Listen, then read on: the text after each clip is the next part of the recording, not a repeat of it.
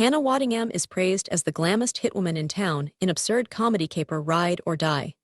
Hannah Waddingham's foray into being a glamorous hitwoman in Prime Video's action comedy series Ride or Die has received rave reviews from critics. The 8-part show, created by Tessa Coates, premiered on Wednesday.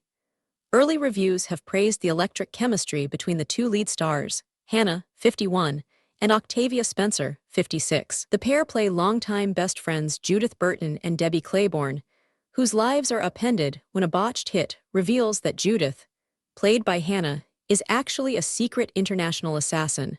Tired of messy watermelon prep?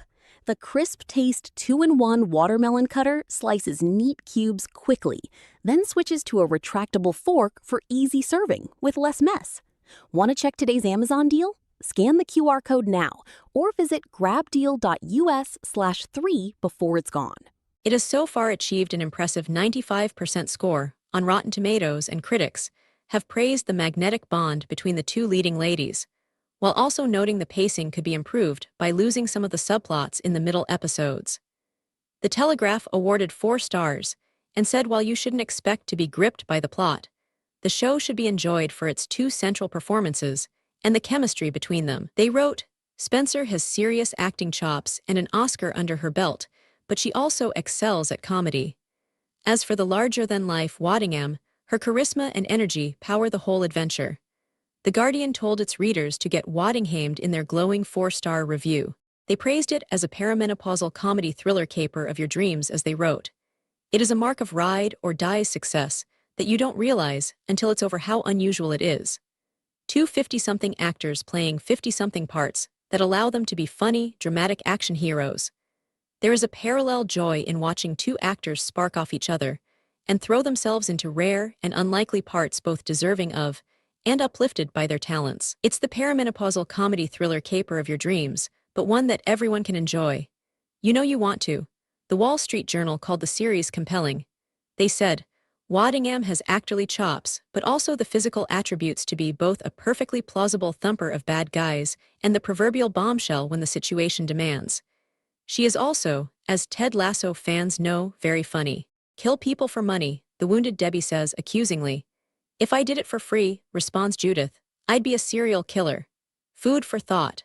In many ways, the entire project feels like an action comedy response to the assorted woman-centric series produced by Reese Witherspoon and Slash or Nicole Kidman. Does it over-accelerate en route to a climax? Coates has refashioned a rather well-worn premise into something compelling, with no small assist from her cast. It's the perimenopausal comedy thriller caper of your dreams, but one that everyone can enjoy. You know you want to. Don't expect to be gripped by the plot. Ride or Die is to be enjoyed for its 2 central performances and the chemistry between them. Does it over-accelerate en route to a climax? Coates has refashioned a rather well-worn premise into something compelling, with no small assist from her cast.